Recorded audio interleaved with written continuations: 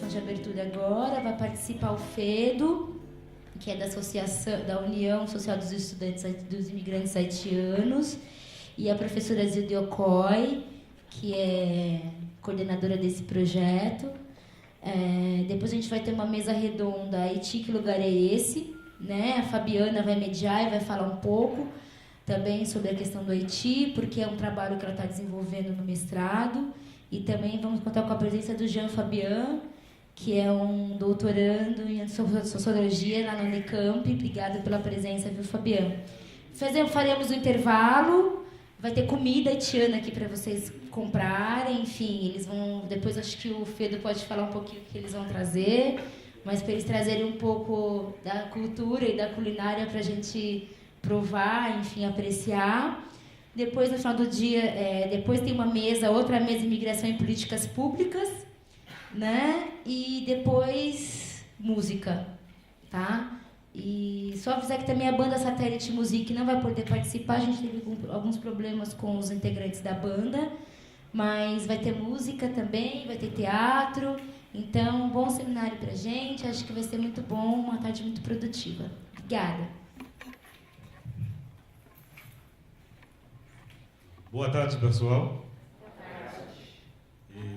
Me chamo Fedo Bacuti, eu sou haitiano e eu cheguei aqui no Brasil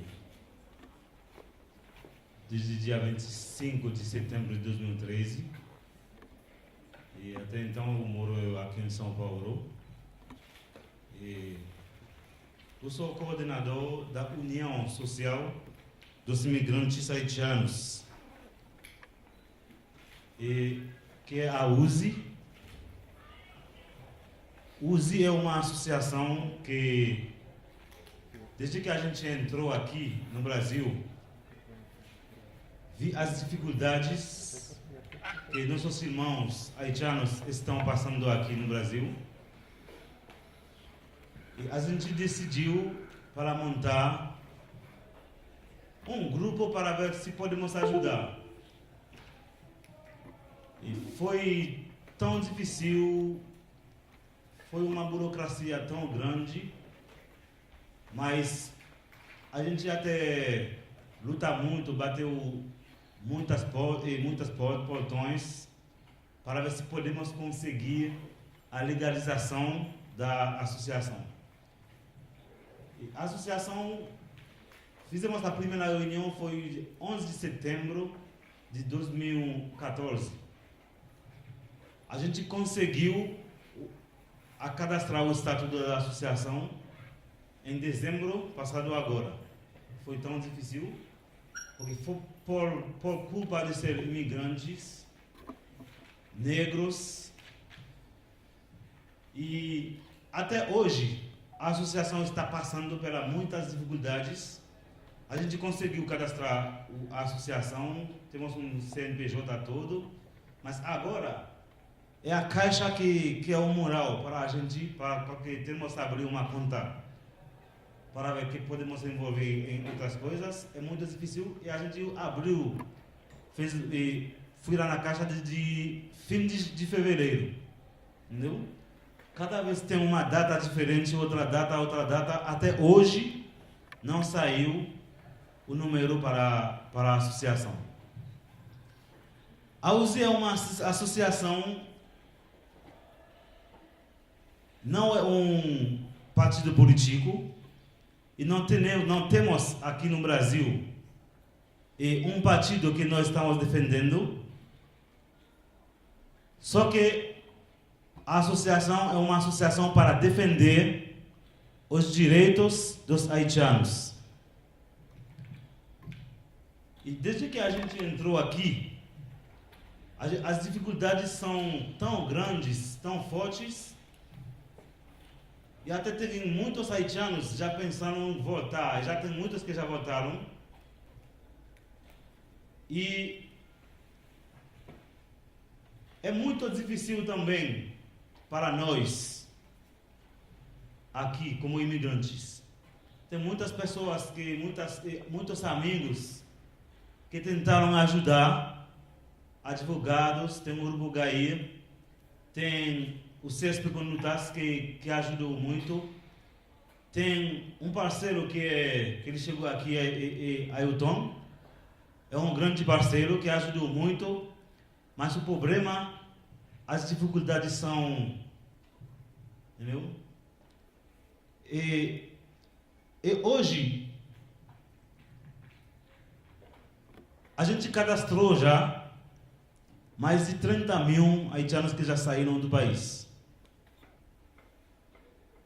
Por falta de reconhecimento dos documentos,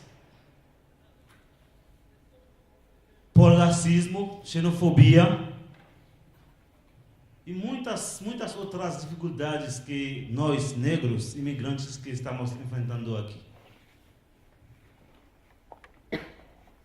Mas a gente não vai parar de lutar até que, se tem só um haitiano aqui, ou um imigrante, ou seja, eu posso dizer um negro, entendeu? A gente vai lutar até o fim. Porque quando eu falei um negro, eu não é referente só aos haitianos. Eu falo dos brasileiros também. Porque os negros aqui sofrem muito. É uma luta que nós todos temos que colocar a mão. E já tem muitos parceiros, muitos amigos brasileiros, brancos e negros também, que estão junto com nós nessa luta. E não vamos parar. Vamos até o fim, como eu falei. Eu vou passar para a professora e depois a gente fala mais coisas. Bem, muito obrigada de todos estarem aqui. A gente está num momento muito complicado, muito difícil da nossa universidade. Nós temos um movimento grevista absolutamente radical, com razões e motivos, que não abriu nenhuma porta de negociação política. Então, tudo está muito difícil e acho que nós temos que começar a pensar como é que nos mobilizamos e como é que nos organizamos para as lutas, porque há lutas que são contra nós mesmos. Eu tenho uma enorme satisfação de estar vendo acontecer esse seminário com todas as dificuldades que estão, porque nós estamos frente à resistência secular de um povo, né? Um povo que tem histórias de sofrimento e tem histórias de coragem. E histórias que marcaram a trajetória das lutas pelas liberdades no continente africano, no continente latino-americano, no Caribe, não é? E que tiveram influência imensa em como a Inglaterra e a França, lá no século XIX, tiveram que responder a essas lutas e a essas necessidades. Eu penso que nós estamos, meu querido, vivendo um momento muito complicado, muito difícil no país, um momento em que não há nenhuma possibilidade de nós ampliarmos as nossas lutas, dado a insegurança imensa que nós estamos na política brasileira, né? Um recuo reacionário, conservador, uma crise, uma quebra nos direitos, uma violência que aponta um pedaço da corrupção e não o outro, os desmandos e os desvios. Então, é um momento quase que de reinauguração daquilo que aconteceu lá no século XIX, porque nós estamos para trás, né? Então, não é fácil a gente estar pensando a imigração contemporânea dos haitianos e de todos os demais, né? Por quê? No século XIX, nós tivemos grandes ondas imigratórias para o Brasil, né? Tivemos ondas migratórias que vieram da Europa, os italianos, os espanhóis, os alemães, os russos, os sírios libaneses, né? Essas imigrações, elas apontavam duas coisas muito importantes. Primeiro, uma necessidade enorme de ter um lugar para poder sobreviver, um lugar para poder ter dignidade, um lugar para o trabalho, onde os direitos fossem constituídos, né? Há alguns estudos muito incríveis, e eu quero citar aqui o estudo mais importante da Emília Viotti da Costa, que é a Coroa de Glórias, Lágrimas de Sangue, que é sobre a rebelião de Demerara, uma ilha do Caribe, né, que em 1823 promove uma luta revolucionária pelas liberdades. Sejam essas pioneiras, sejam as demais, o que ocorre com a imigração? Sai quem é traficado ou quem consegue escapar. E quem fica é ignorado solenemente. Está acontecendo isso no país de vocês. Tá? Então, nós temos uma coisa imensa acontecendo, né? Um silenciamento de toda a miséria e desgraça que está no Haiti, né? Quando algumas coisas que queiram aparecer, aparecem pontinhas pequenas, e não há um movimento de solidariedade com os que chegam e também não há um movimento de solidariedade com os que ficam, em condições absolutamente piores do que quem vem para cá. Aconteceu isso com a imigração italiana. E há um filme incrível dos irmãos Taviani, que se chama, e agora, né? Sempre que se chama Falta a Palavra. Que se chama, já vou me lembrar. É o grito, né? Não é o grito, mas é a voz do protesto, onde, naquele lugar em que saíram os grandes contingentes, sobraram quem? As mulheres largadas e abandonadas, no momento em que era para ocupar as terras do Vêneto, do norte, né? Então o capitalismo entrando e comprando e se apropriando de todas as propriedades camponesas de séculos, e as mães dilaceradas que perderam seus filhos e não tinham ninguém para cuidar delas, né? Essa imagem desse filme dos irmãos Taviani me vem à cabeça toda vez que eu penso em quem ficou no Haiti, né? E acho que nós temos que fazer um movimento que não seja um movimento só unitário, tem que fazer um movimento que pegue as duas franjas, as duas pontas, para que a gente não cometa de novo as mesmas injustiças. Porque quem sai se organiza, ganha imagens, ganha parceiros, ganha possibilidades, e os que ficam perdidos sozinhos. Acho que essa coisa a gente podia discutir hoje. E estou também com vontade de discutir isso por outra coisa, porque a chegada dos africanos, sejam eles os do Caribe, sejam eles de África, abriram uma senda que estava fechada no Brasil, como se nós tivéssemos eliminado o racismo, os estereótipos e os preconceitos, né? E são muitos os imigrantes que vêm trabalhar conosco, que contam suas histórias e que dizem, olha, vim para o Brasil porque pensei que aqui não tinha racismo, né? E descubro que aqui tem um racismo enorme. E um racismo agora duplicado porque a gente não fala a mesma língua. E, portanto, aparecem dois elementos estranhos, né? A forma de se comportar, a linguagem que não é compreendida e o racismo. E há racismo que vem de todas as camadas sociais, para vocês terem uma ideia. Não são só os ricos que têm racismo, os pobres também têm racismo, né? Então, você vê, por exemplo, os mendigos de rua tentando se manifestar contra os imigrantes, porque, aparentemente, eles estão roubando a sua cidade que ele também nem tem, porque ele fica ao relento. Acho que isso tudo faz a gente ter que refletir sobre os projetos, sobre as parcerias e sobre as pesquisas, porque, de fato, né, nós estamos vivendo hiatos de luta por direitos muito centradas em pequenos grupos, né, mas conformados consigo mesmo, sem fazer uma extensão. Portanto, a voz também é pequena e silenciosa, né? Se a gente não tem um grande movimento social que vá discutir, né, direitos, né, ao trabalho, à moradia, à educação, à saúde, e que se consagre com hoje demais, nós temos sempre aquela história que o Vladimir Safatli faz o tempo inteiro no circuito dos afetos, a dizer, cada um se importa só com o se toca a si mesmo, e não se importa com mais nada. Portanto, nós só temos solidariedades restritas, portanto, não temos solidariedades amplas e não temos a sociedade discutindo necessariamente os problemas que envolvem muito mais de um grupo social. Então, se nós queremos alguma coisa em relação a nos juntarmos com os haitianos, nós temos que nos juntar com os haitianos, com os bolivianos, com todos os imigrantes, com todos os nossos moradores de rua, com todos aqueles que não têm direito. Tem que fazer um amplo movimento social de defesa dos direitos, de luta pela democracia, de exigência de que quem tem também vá à luta por quem não tem, porque senão nós estamos fadados ao fracasso inexorável. Acho que são dois elementos importantes da nossa reflexão, do nosso núcleo, que temos debatido de certa maneira, né? E temos que nos juntar a uma população que a gente tem desde que esse país existe, né?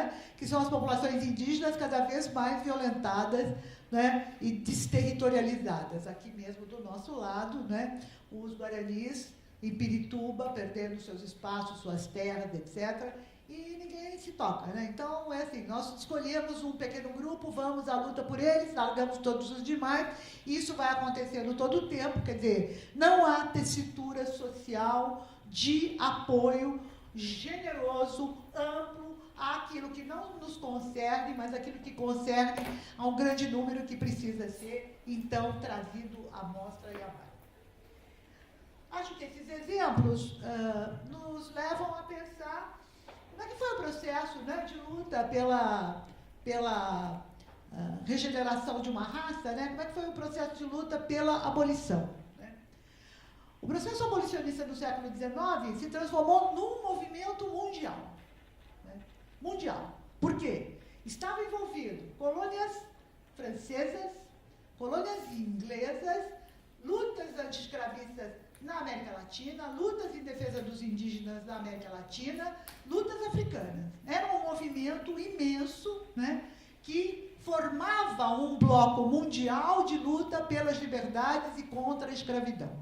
Há um texto recente da professora Ângela Alonso, maravilhoso, que vocês devem ler, porque ele é muito forte para discutir o que aconteceu conosco no Brasil quando saímos fora deste movimento mundial. Estávamos no movimento mundial e saímos fora do movimento mundial quando se resolveu que os negros não precisariam falar nem os seus apoiadores, mas que o governo brasileiro, da Princesa Isabel, deveria fazer a incorporação para si da lei de abolição dos escravos. Né? Nós tiramos a memória das lutas, nós tiramos a história das lutas, jogamos no colo da Princesa Isabel a Lei Áurea, que não libertou ninguém, mas que ficou como o sucesso da luta abolicionista, e matamos 2 vezes a liberdade. Uma dos negros para poder se emancipar efetivamente, e a segunda pela perda da memória das suas lutas. Então, são 2 momentos absolutamente radicais contra as lutas sociais. Né? Isso marca uma história.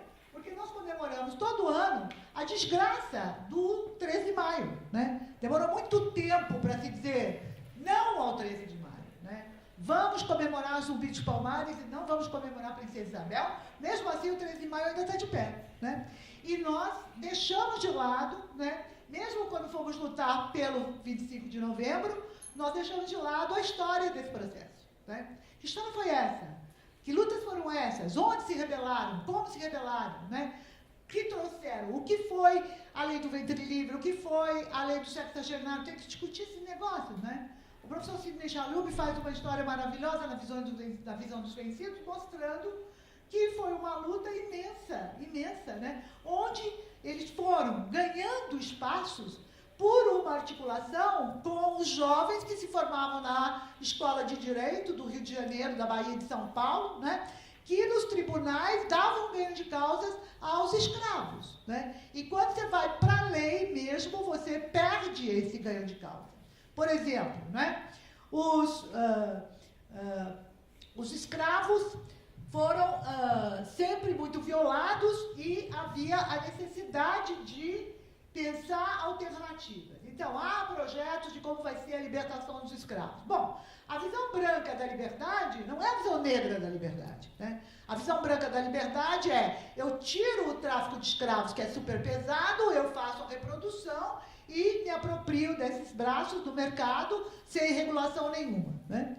O que mostra o Sidney Chalub? Né? Que esses escravos passaram a ir a um tribunal que foi criado para os brancos, que era o seguinte: os senhores tinham agora um lugar para ir reclamar dos seus escravos de ganho, porque os que perderam as fazendas de café alugavam os seus escravos para a cidade, para fazer trabalho na cidade. Indo lá, o que acontecia? Né? Eles acabavam, então, reclamando que o escravo não trouxe o dinheiro, mas o escravo era proibido de portar dinheiro, que o escravo não tinha se comportado. Aí os escravos viram, e vão eles reclamar dos senhores nas curadorias de negro. E ganham as curadorias de negro e passam a conseguir vitórias imediatas. Né? Quando essas vitórias estavam andando bastante, né, e havia uma luta enorme, porque o Rio de Janeiro proibiu a prostituição. As escravas que eram subordinadas pelos seus senhores foram ao tribunal, 200 escravas numa década, para dizer, meu senhor está me prostituindo. Essas escravas foram libertadas, e elas voltavam para dizer, eu estava grávida, preciso de libertar meu filho. Né?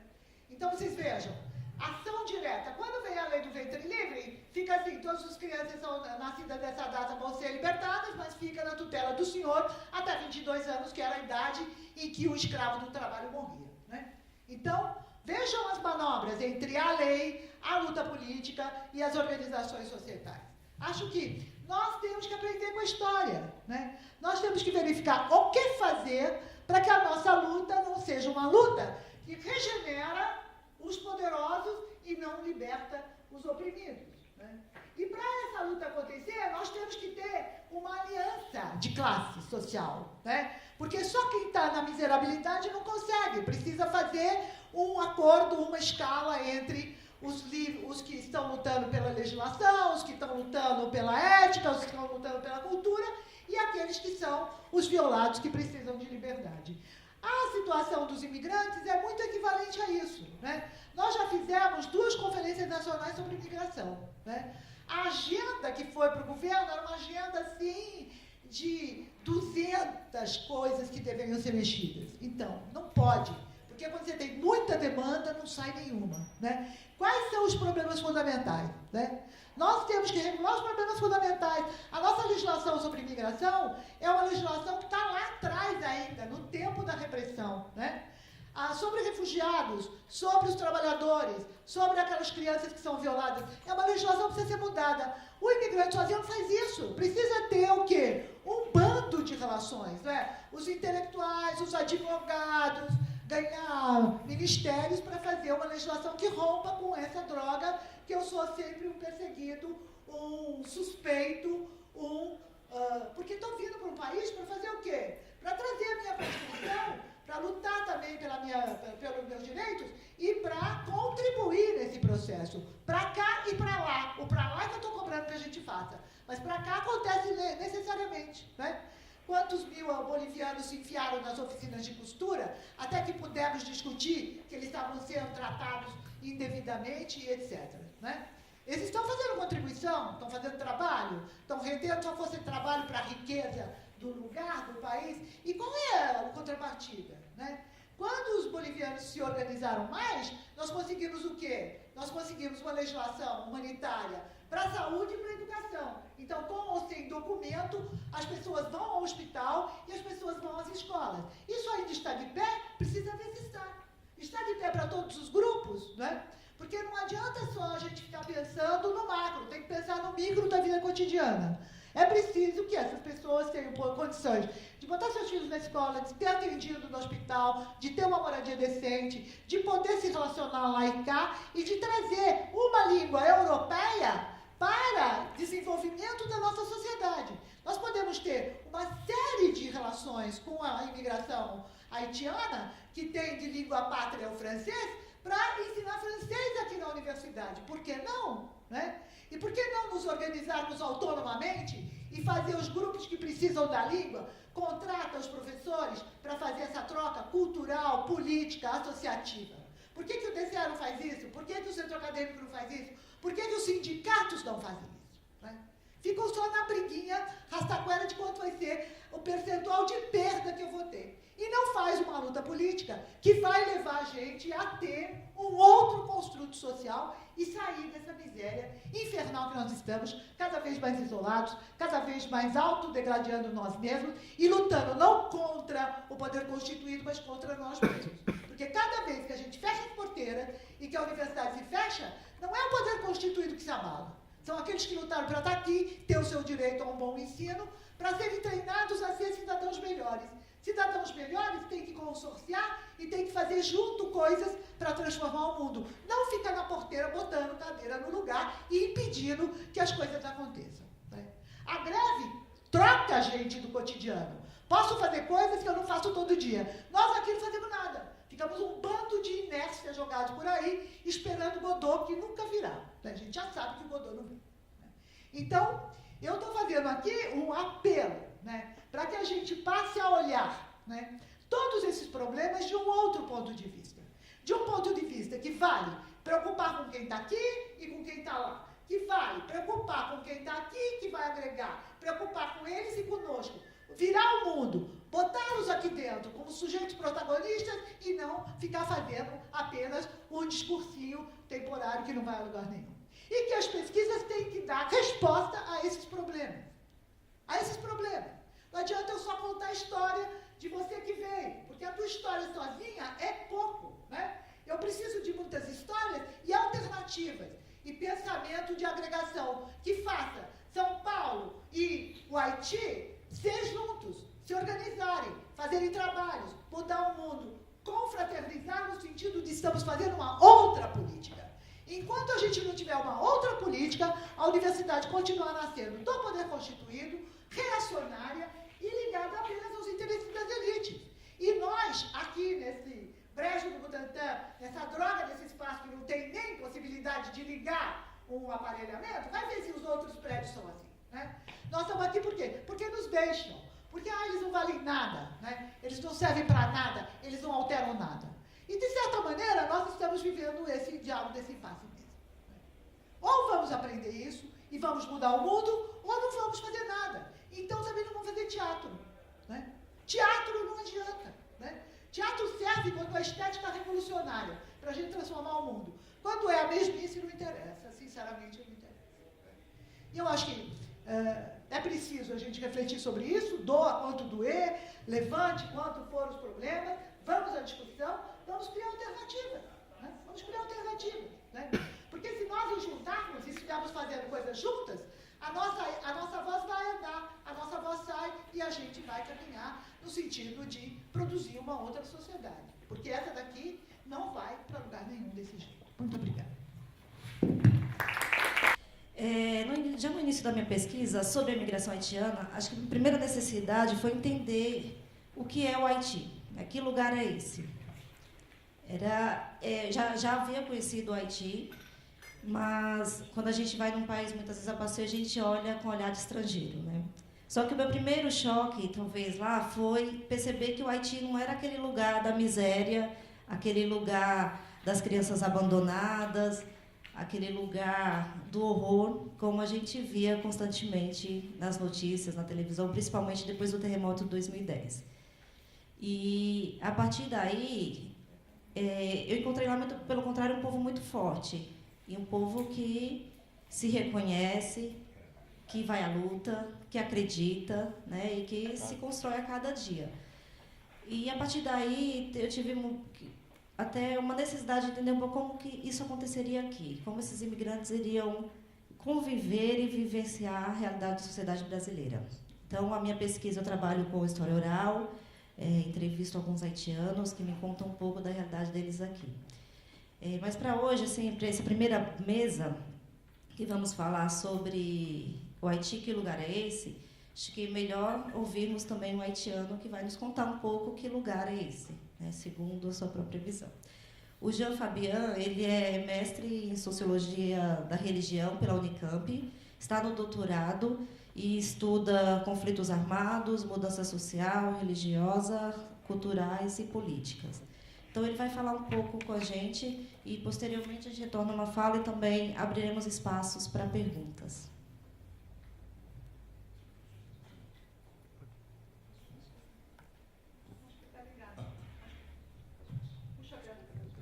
Tá certo?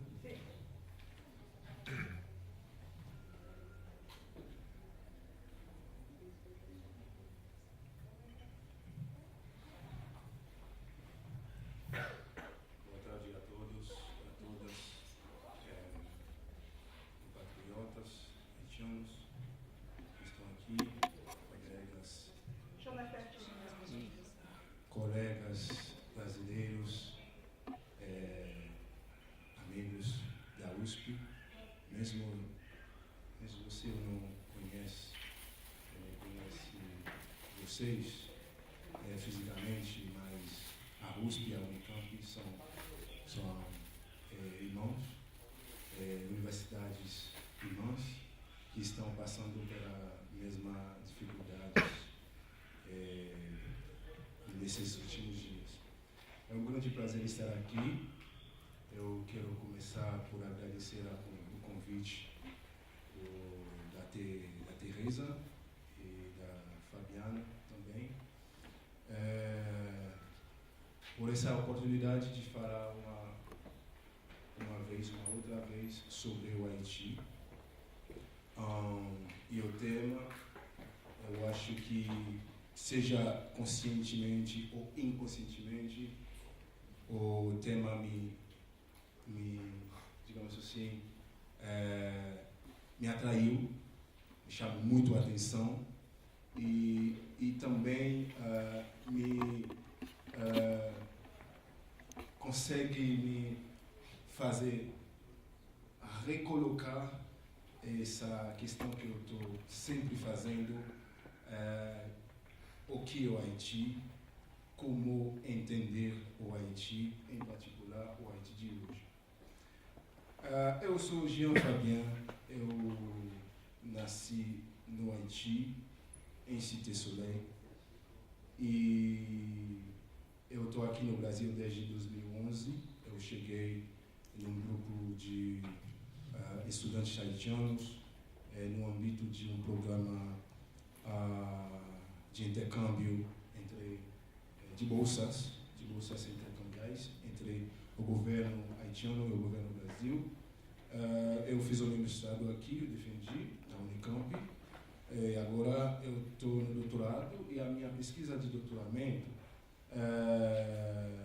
vai se desenvolver na minha cidade onde eu nasci, onde eu cresci também. Eu passei uma parte da minha vida de lá, que é o Cité Soleil. E lá tem um fenômeno social que são conflitos armados entre grupos armados. E desde que eu estou observando essa situação, esse fenômeno, eu sempre me pergunto por que esses conflitos são tão frequentes e repetitivos lá nessa cidade. Então, hoje a Unicamp me ofereceu a oportunidade de pesquisar sobre esse tema. É um grande desafio, porque é um tema muito pouco pesquisado no Haiti. Tem muita gente que estão falando, mas não há até agora uma pesquisa bem desenvolvida sobre essa situação para entender profundamente o que está realmente acontecendo nessa cidade. Bom, eu quero começar para dizer que eu quero começar minhas falas por um aspecto ontológico.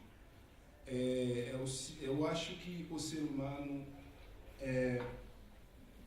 deve ser considerado, ou é considerado de fato, como construtor da história, criador das regras e fascinador das civilizações.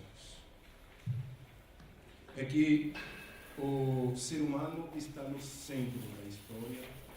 O ser humano, se você estiver olhando esse microfone, esta câmera, esse computador, tudo que está no mundo, os carros, os aviões, os prédios, as casas, tudo que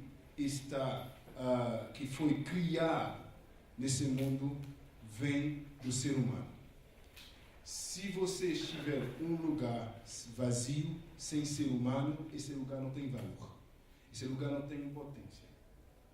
Então, o ser humano é o motor da humanidade, é o motor do mundo.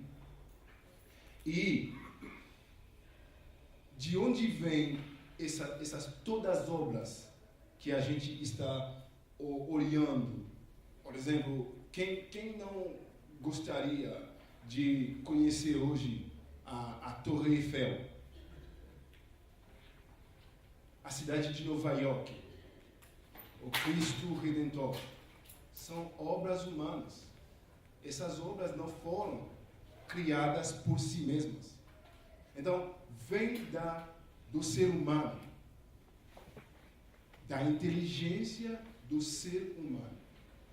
Então, o ser humano está no centro de todas as obras que estão no mundo. Então, eu queria começar por essas falas para dizer a todos de vocês que a gente precisa de uma campanha de valorização, de fazer uma campanha de valorização do ser humano. Não é do haitiano, do senegalês, eu estou falando do ser humano, de mim e de vocês. Então, essa campanha de valorização do ser humano deve passar, eu acho, pelo respeito do ser humano com sua cultura, sua língua e seus potenciais. Porque o ser humano é portador de valores no mundo. E quando uma pessoa se desloca de um lugar para outro, então ele leva com ela sua história, suas realidades sociais e culturais. E também, a Rovoltar, ele adquiriu alguns aspectos, alguns valores, alguns potenciais no lugar onde ela estava. Então, a gente precisa hoje nesse mundo valorizar o ser humano, qualquer seja a sua nacionalidade, sua religião, sua crença, qualquer seja. Porque hoje, gente, a gente está vivendo num mundo muito violento. Um mundo, para mim, que representa um tipo de selvagem civilizada. Porque hoje está acontecendo, vocês já, eu não sei se vocês já sabem, o que aconteceu no Orlando. No Orlando, gente. Então, um cara que se chama Omar Martin entrou num bar onde tem as pessoas gays, LGBT, e matou quase 50 pessoas. Então, que mundo no qual a gente está vivendo? Então, eu comecei por essas falas, digamos assim, mais gerais, para chegar até o Haiti. Porque o Haiti não está sozinho no mundo. O Haiti se inscreve num processo histórico, num processo social, ao mesmo tempo nacional e internacional. Então, o Haiti hoje, deixa eu rapidamente fazer uma volta ou um percurso histórico do meu país para tentar ver se eu vou respeitar o tema da mesa. Haiti, que lugar é esse? Em primeiro lugar, é que o Haiti é marcado por uma história de colonização, de exploração, pelas forças europeias, em particular, França, Espanha e Inglaterra. Bom, há alguns momentos, alguns períodos da história do Haiti tiveram holandeses, portugueses, mas essas nacionalidades não ficaram tanto tempo quanto os ingleses, franceses e os espanhóis.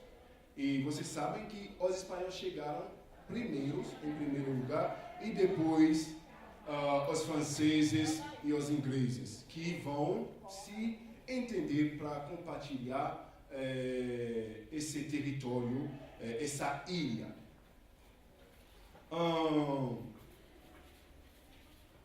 Nesse percurso histórico, eu preciso esclarecer para vocês e para alguns haitianos que estão aqui, que Haiti nunca foi Haiti. Eu estou falando do Haiti, não é da República, não é da colônia de Santo Domingo. Haiti nunca foi uma pérola das Antilhas. Haiti nunca foi. Porque a palavra pérola das Antilhas é uma palavra que é sinônimo da palavra pequena Espanha. A pequena Espanha significa o quê? É que quando os espanhóis chegaram nesse território, nessa parte da América, eles encontram esses autóctonos e acharam que esse lugar parece a Espanha, com a sua beleza, com a sua atmosfera, com a sua natureza, etc. Porque a natureza estava maravilhosa. E os espanhóis, ao observar esse lugar, eles sonhavam na Espanha. E por isso chamaram esse lugar Pequena Espanha. E quando os franceses chegaram no século XVII, em particular, precisamente em 1625, então eles fizeram a mesma constatação, a mesma observação. É um lugar rico do ponto de vista da produção agrícola, e é um lugar que tem uma obra de mão muito barata, e esses autoctonos, digamos assim, estavam vivendo tranquilamente nesse lugar, e chegaram uma banda de estrangeiros para explorar esse lugar. E os franceses, ao longo do tempo, como o Santo Domingo representou, digamos assim, o pulmão econômico da França, então a França se resolveu para chamar esse lugar a Pérola das Antilhas. E o que isso quer dizer? Pérola quer dizer uma coisa muito preciosa, uma coisa que precisa ser conservada. E é por isso que, depois da independência, a gente vai rapidamente chegar até lá, a França nunca vai deixar o Haiti em paz. Nunca. Nunca. Porque ela não quis perder essa pérola. É uma pérola das Antilhas. Olha só, Santo Domingo, eu posso referir a vocês um livro, bom, tem muitos livros sobre a história do Haiti, mas tem um livro de Demes Vadelon que fala bem, digamos assim, que elabora as riquezas desse lugar. Esse livro se chama La misère au sein des richesses, deux points, está em francês, não existe em português, desculpa. La misère au sein des richesses, deux points, deixa eu ver, La misère au sein des richesses, deux points, réflexions diverses sur Haïti. Muito interessante essa obra, tem muitas obras, mas essa obra é muito eu estou referindo essa obra a vocês porque dá a elaboração de todas as exportações que o Santo Domingo tem feito para a França. Em resumo, Santo Domingo representou 2/3 da economia da França. Só Santo Domingo, porque a França não teve só o Santo Domingo como colônia. Teve a Guadalupe, Martinique e Guiana Francesa.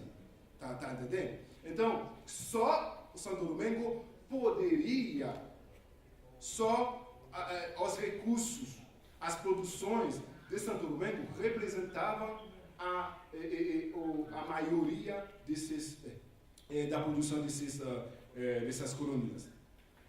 Então, depois da colonização, digamos assim, as lutas revolucionárias do Haiti começaram a partir do como se chama? Quilombo. Essa palavra sempre eu tenho dificuldade de... começa desde o quilombo. Porque é um processo, gente. Porque quando a gente está pensando da história do Haiti, a gente só está vendo o 1º de janeiro de 1844, ou o 18 de novembro de 1813. Não. Sim, são datas marcantes, são datas importantes, não tem problema. Mas foi um processo, gente. As lutas revolucionárias do Haiti foram um processo muito difícil. Começaram por os quilombos até chegar a Toussaint Louverture. Bom, não vai dar tempo para entrar nessas todas as considerações, mas deixa eu começar por Toussaint Louverture. Quem era Toussaint Louverture? Um cara muito inteligente, muito diplomata, e que teve um plano diferente da visão que eu poderia dizer, diferente da visão dos outros soldados, dos outros generais que estavam sob seu controle. Em particular, Dessalines, Henri-Christophe, Pétion. Qual foi a visão de Toussaint Louverture? A visão de Toussaint Louverture foi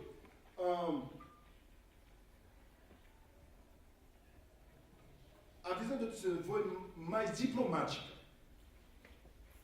e negociar com a metrópole e para que a gente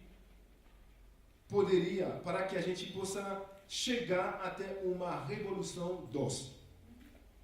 Então, na visão do Toussaint Louverture, foi olha só, tem historiadores que estão defendendo a tese que a Toussaint Louverture não quis a revolução. Pelo que eu li dos outros historiadores, é que o Toussaint Louverture quis realmente a revolução, mas de uma maneira doce, tranquila, etapa por etapa. Por quê? Porque tem que ver a formação social e cultural do Toussaint Louverture.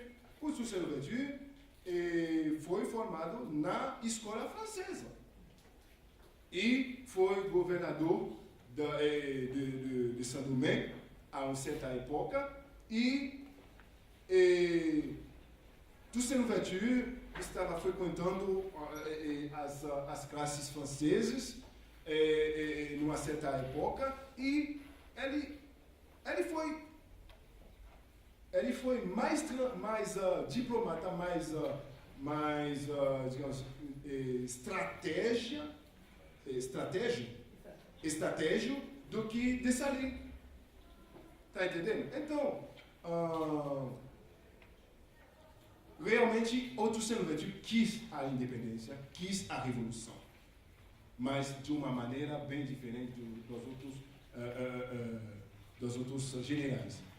Quando acontecer a deportação de Toussaint Louverture pela França, porque a uma certa época Bonaparte pensou que Toussaint Louverture teve um poder demais nas colônias e Toussaint Louverture não só, digamos, o poder de Toussaint Louverture ultrapassou Saint-Domingue, chegou até as outras colônias e isso foi um perigo para Bonaparte, se não para, digamos, foi um tipo de sangramento Se não parar esse sangramento, então não vai dar certo.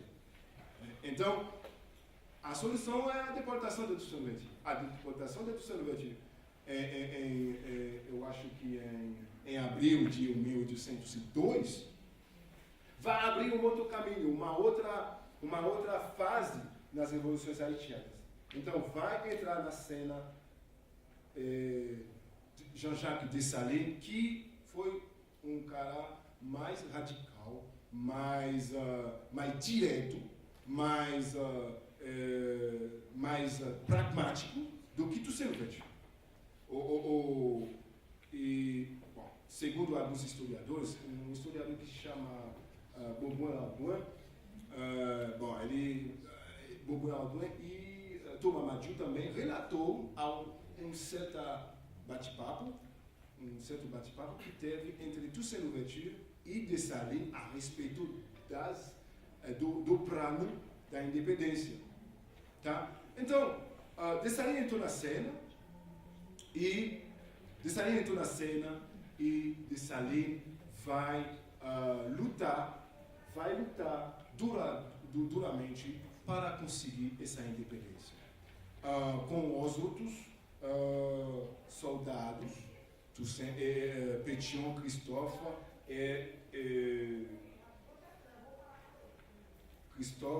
Pétion e Boyer.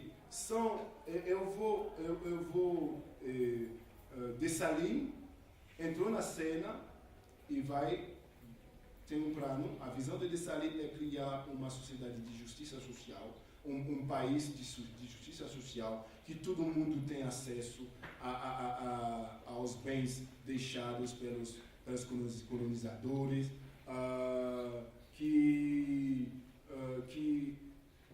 esses bens possam ser compartilhados, repartidos de maneira igual entre todos que fizeram essa independência, até os africanos que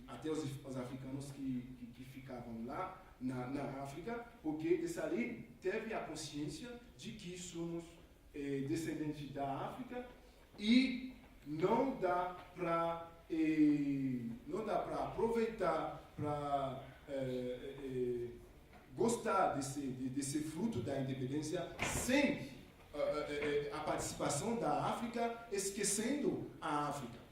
Então, desde Dessalines, eu posso dizer, desde Dessalines, a questão migratória se colocou porque Dessalines declarou, com a aprovação dos generais, que qualquer pessoa, qualquer escravo do mundo que entrou na terra do Haiti, no território do Haiti, está automaticamente declarado livre.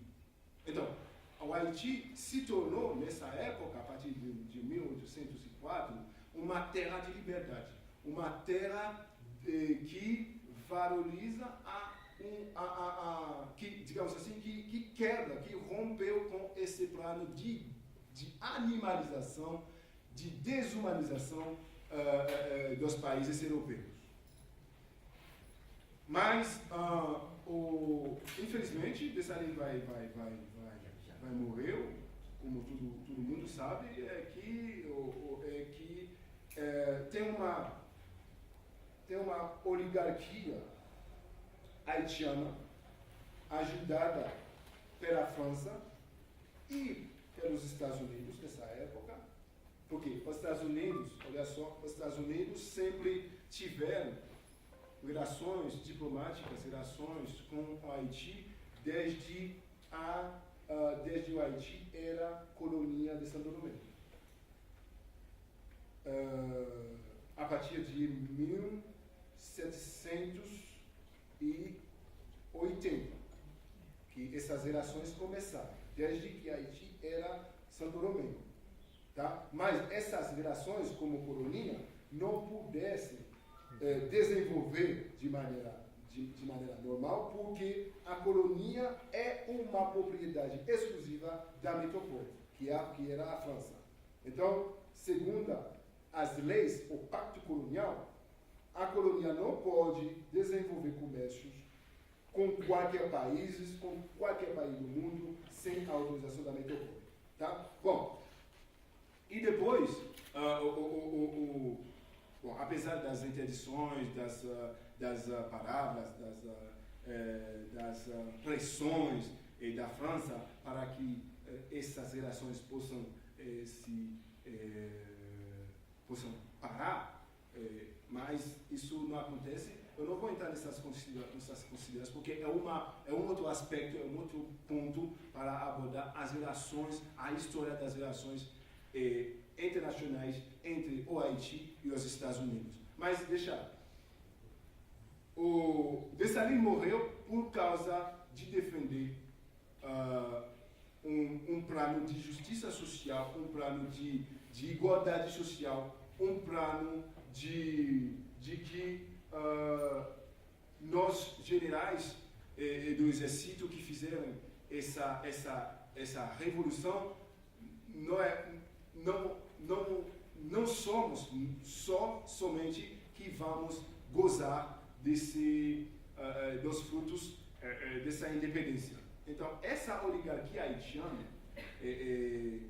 ajudada pela França e pelos Estados Unidos, vai organizar um complô, é isso? Um complô contra o Dessalines e um golpe que a gente poderia dizer, um golpe. E nesse golpe, infelizmente, Dessalines caiu. Dessalines morreu. E depois disso, gente, desde 1806, que é o ano da morte de Dessalines, o país foi dividido em... Tem historiadores que dizem duas partes, tem historiadores que dizem 3 partes.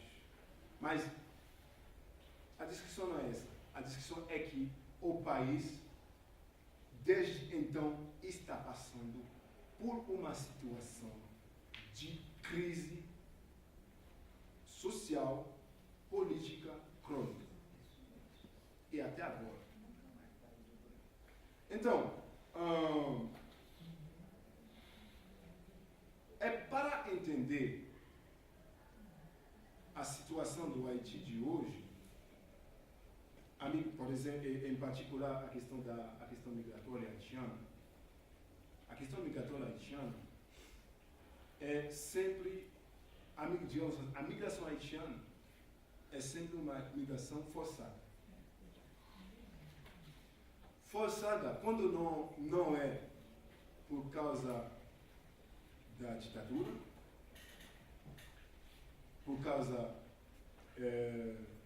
de buscar outras oportunidades econômicas em outro lugar, mas é por causas naturais, que hoje, desde 2010, que a gente está vivendo.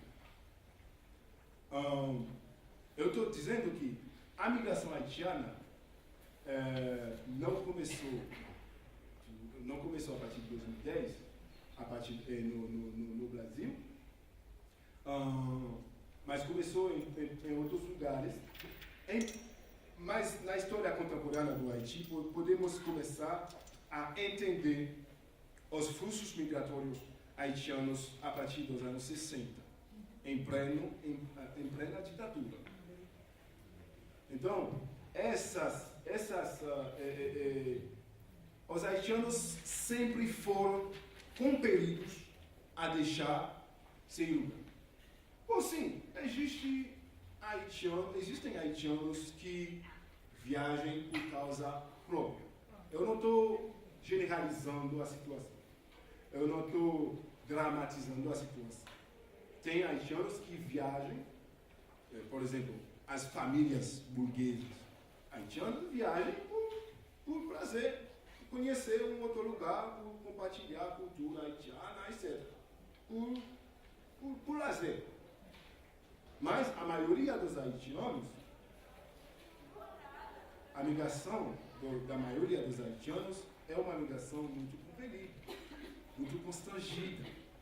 Porque num texto que eu escrevi há 2 anos já, no qual eu demonstrei como o Haiti é um país, infelizmente, que está comendo, matando seus próprios filhos, suas próprias filhas. Ou seja, eu entendo, digamos assim, as abordagens dos estrangeiros, dos brasileiros, de qualquer estrangeiro que está falando do Haiti, eles têm cuidado de entrar na realidade do Haiti. Tudo bem. Mas a realidade do Haiti é a seguinte, é que Haiti é um lugar que está expulsando seus próprios filhos. Isso é a realidade, gente. E, bom, eu não estou aqui para agradar ninguém. Eu estou aqui para dizer a verdade. Porque como hoje temos 70% dos recursos humanos haitianos fora do país. E como um país vai se desenvolver com essa situação?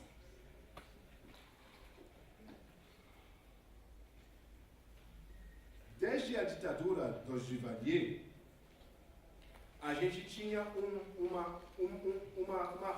uma fuga dos intelectuais para fora. Para o Canadá, alguns deles foram para o Canadá, para a França, para os Estados Unidos, por causa da ditadura. Mas hoje existe uma outra ditadura. Desde 1886, a gente saiu da ditadura teoricamente, mas a gente está vivendo hoje no Haiti uma outra forma de ditadura, que, segundo um autor muito recente, que se chama Justin Perdue, ele escreveu um livro muito recente, La Nouvelle Dictature d'Haïti, Coup d'État, séisme e ocupação Niger. Segundo esse autor, a ditadura que Haiti está vivendo hoje é a ditadura da comunidade internacional. É uma ditadura imposta pelas forças estrangeiras representadas pelo que eu chamo o Triângulo de Monte. França, Canadá e Estados Unidos. Como se caracteriza essa ditadura? É que os haitianos não têm, digamos assim, os governantes haitianos e o povo haitiano inteiro não tem poder de decisão sobre o seu próprio futuro político, social e econômico. É uma instância internacional que decide como vai ser tal coisa, como vai ser as eleições, como vai ser o parlamento, como vai, etc. O país não tem essa autonomia, essa independência econômica e política.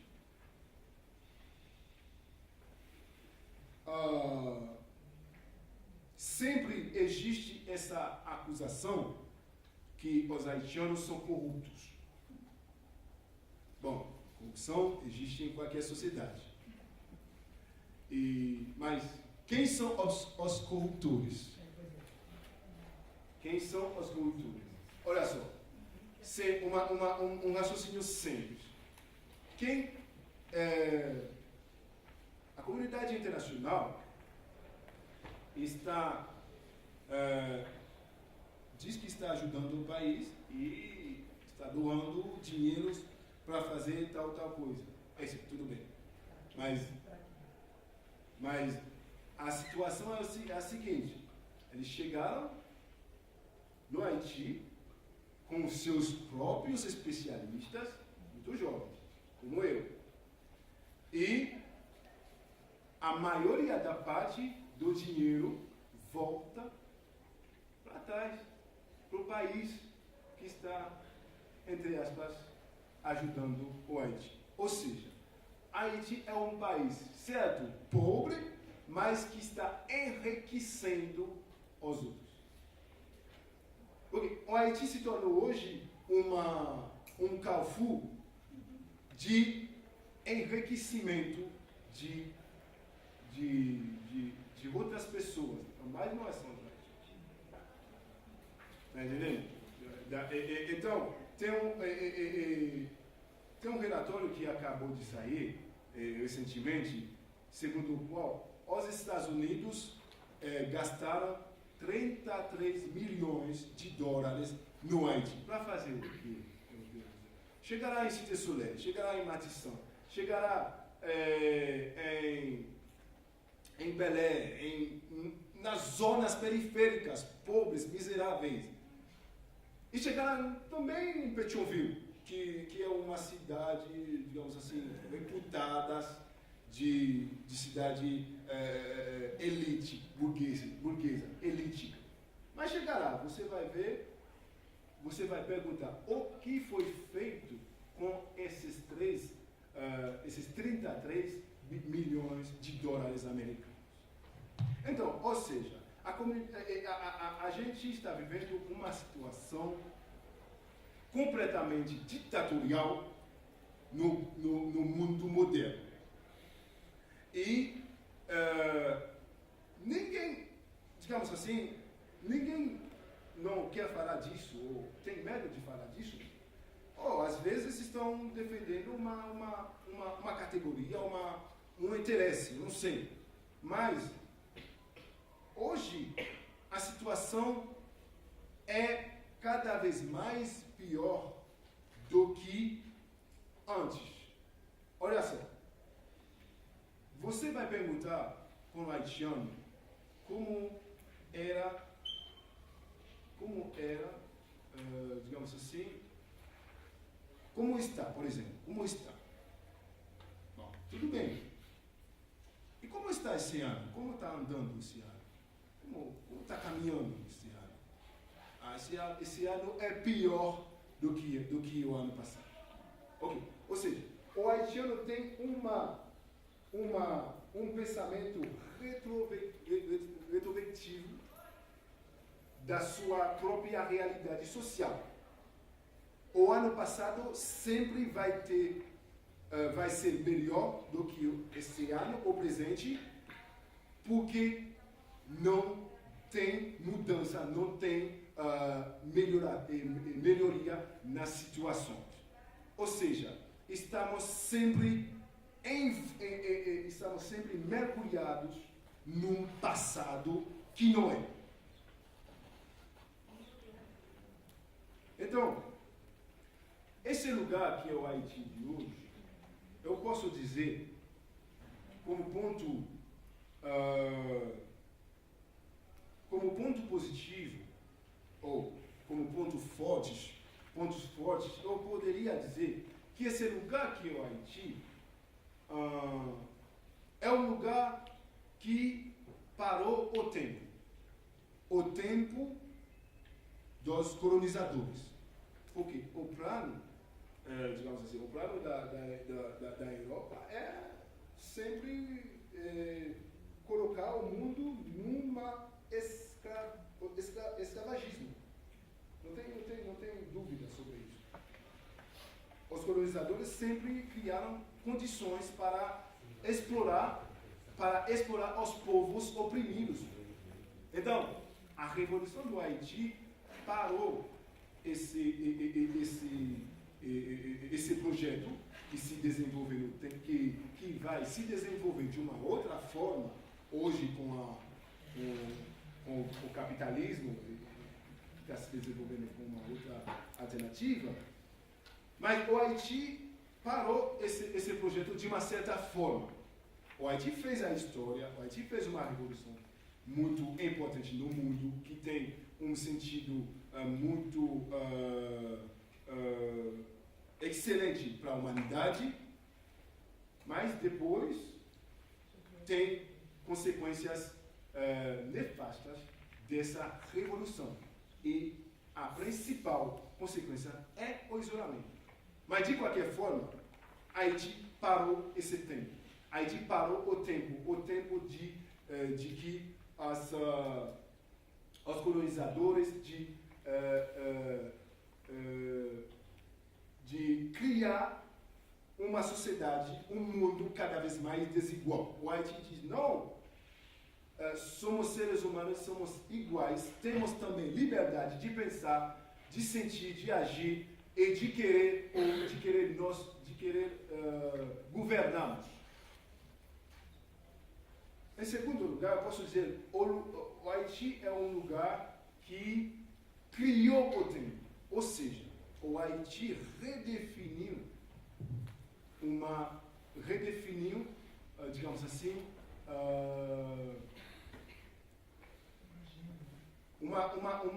uma outra forma de ver o ser humano.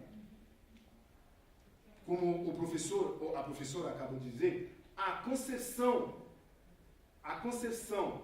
do dominante, da liberdade, não é a concepção, não é igual, é totalmente diferente da concepção do escravo da liberdade. Está entendendo? Então, o Haiti criou esse tempo de pensar o ser humano de outro jeito, de ver o ser humano como um ser humano livre. Antes disso acontecer na Europa, com as revoluções das luzes, então isso já aconteceu no Haiti, recolocando em questão a valorização do ser humano da forma que a Europa estava defendendo no mundo. O Haiti é também um lugar que representa o berço da humanização do ser humano. O Haiti é a República Negra que conseguiu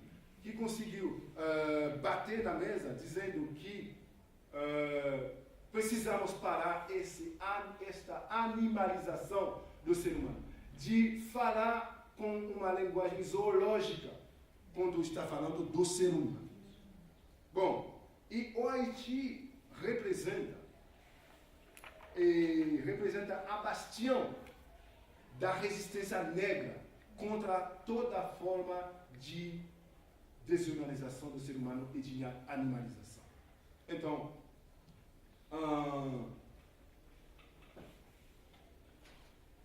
o Haiti também redefiniu o sentido da história. A história não é no pensamento europeu, o tempo histórico não é só cíclico, é também linear.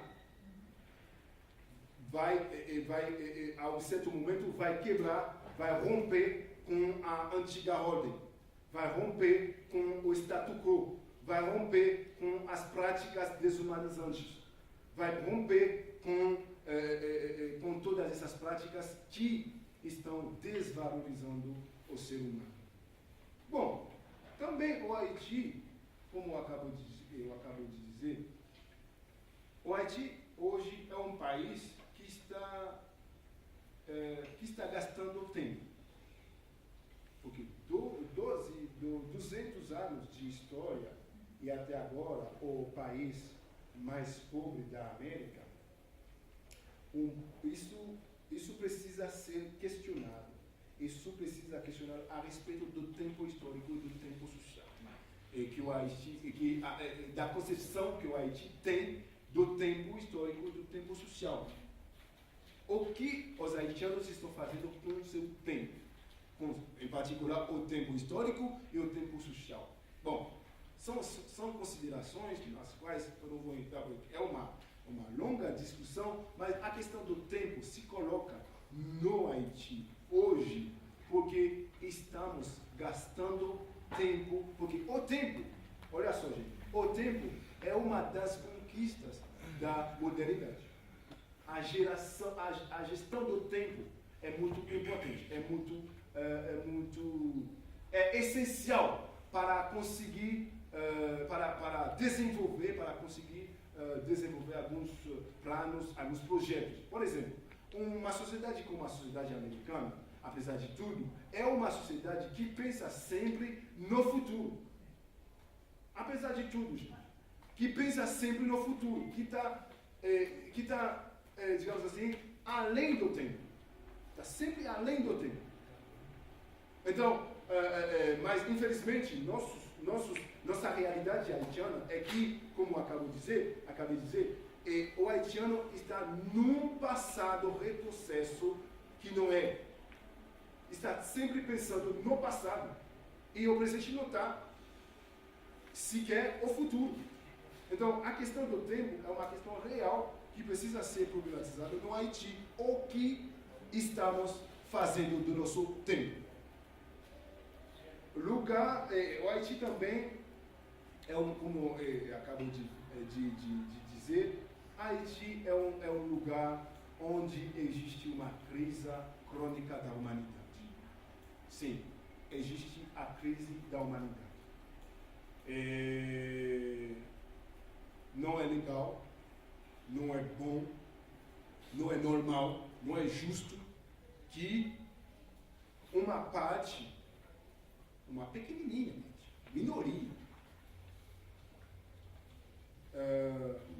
digamos assim, acaparou da maioria das riquezas do país e a maioria das pessoas estão vivendo numa situação de pobreza extrema. Não é justo. Não é justo. Então, o Haiti existe desde essa lei, gente. Eu me lembro que o meu pai estava me contando que a era de florescimento do Haiti foi nos anos 50. E sob o governo o governo de Jean-Paul, o presidente que se fala Jean-Paul Macron, uma coisa assim, não me lembro mais. Mas o meu pai estava me contando que esse tempo estava melhor do que o tempo que ele está vivendo hoje. Olha só. Isso não faz sentido. Porque uma sociedade precisa olhar para frente. Sim, precisa também entender a sua história. E eu acho que esse retrocesso no passado é uma falta de memória coletiva, de memória individual, de memória histórica. Também o Haiti é um lugar lascado por problemas sociais, políticos e econômicos. E, infelizmente, é um lugar onde tem muitas contradições, muitos paradoxos. E um plano tem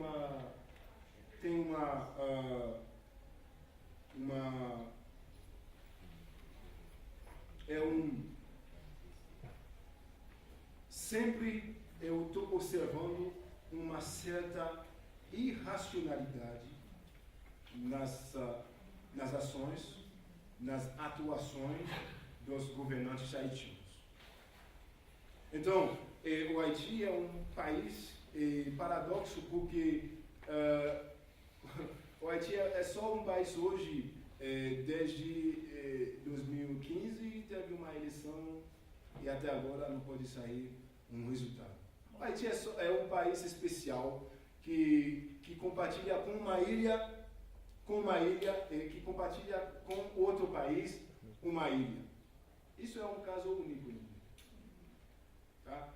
E o Haiti é também um país especial, onde hoje um presidente, entre aspas, não tem um mandato, tem é provisório, até agora. É um país muito, muito especial, muito paradoxal, e que a gente está vivendo hoje. É um país, que eu acabo de dizer, é um país, mas também é um país, é um lugar, digamos assim, é um lugar que é sempre violado.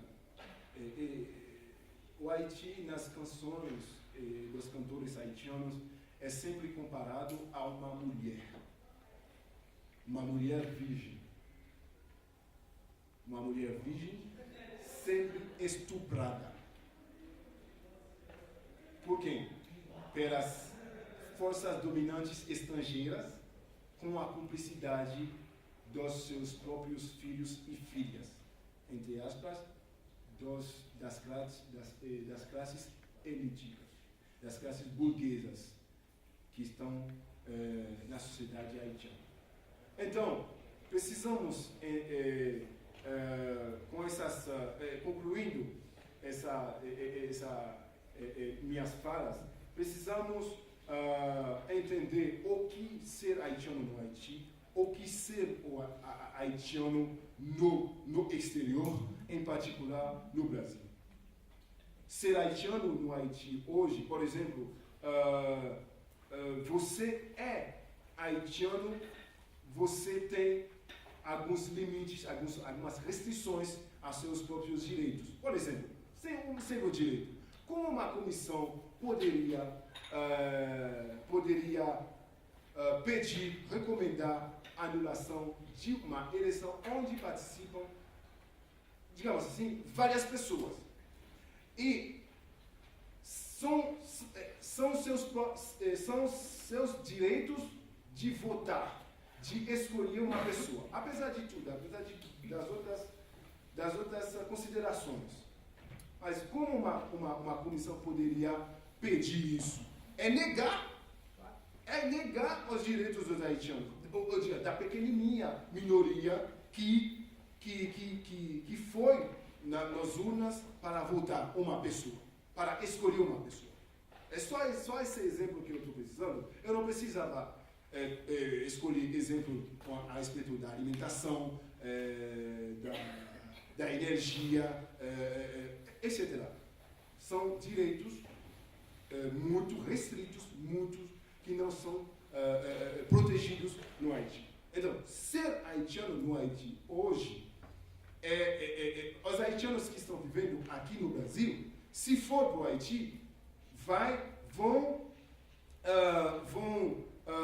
passar por uma situação muito difícil. Por exemplo, tem um grupo de estudantes haitianos que acabaram de terminar seus estudos no Equador. E um outro grupo na África, eu não me lembro diretamente o nome do país. E tem outro grupo que vem do Chile. Chegaram no Haiti, quem pagou, quem investiu nos estudos deles foi o governo haitiano. E chegaram no Haiti, não tem condição para absorver esses recursos humanos. O que eles estão fazendo agora? Eles estão procurando outras alternativas na França, no Canadá e nos Estados Unidos. Então, implicitamente, digamos assim, a sociedade ou o governo haitiano está expulsando, está, digamos assim, dizendo que não queremos de vocês, não tem lugar para vocês, vai fora. E é um tipo de satisfação para o governo haitiano de ver esses haitianos saírem. Então, ser haitiano no Haiti hoje não é tão diferente do que ser haitiano no Brasil, ou do que ser haitiano num outro país, por exemplo, no Canadá, nos Estados Unidos. Porque o ser haitiano é maltratado no seu próprio país. No seu próprio país, se o ser haitiano não tem valor, não tem condição de ficar, não tem condição de se desenvolver, não tem condição de colocar sua competência, sua potencialidade ao serviço do seu próprio país, nenhum país desse mundo não vai valorizar os haitianos. Então, precisa repensar o ser haitiano no Haiti primeiro e depois no exterior. Em conclusão, eu quero perguntar, ou quero deixar com essas perguntas que se hoje estivermos vivendo nossos haitianos com essa realidade, com essas todas as dificuldades sociais, apesar de termos uma história maravilhosa, fascinante, para ensinar todo mundo, a qualquer país, a qualquer civilização do mundo, a questão é que se um outro Haiti é possível. E se for possível, como? Eu acho que a gente precisa de um outro Haiti, de pensar um outro Haiti, para que sejamos valorizados primeiro na nossa própria sociedade, no nosso próprio universo cultural, nosso próprio universo literário, para que, porque, por exemplo, tem estrangeiros e estrangeiros. Um brasileiro não vai olhar um inglês, um americano, do mesmo jeito que está olhando um haitiano ou um africano. Por quê? Porque não é porque só somos negros, mas porque somos haitianos, africanos porque, como a Fabiana acabou de dizer, estão olhando com os olhos estrangeiros, não estão olhando como seres humanos. Mas a questão de todas as dificuldades que os haitianos estão passando por aqui no Brasil, ou nos outros lugares, não é só no Brasil, mas a questão precisa ser debatida principalmente na sociedade haitiana, e que precisamos outro Haiti que valoriza o ser haitiano como deveria. Eu agradeço muito a atenção de cada um de vocês. Obrigado.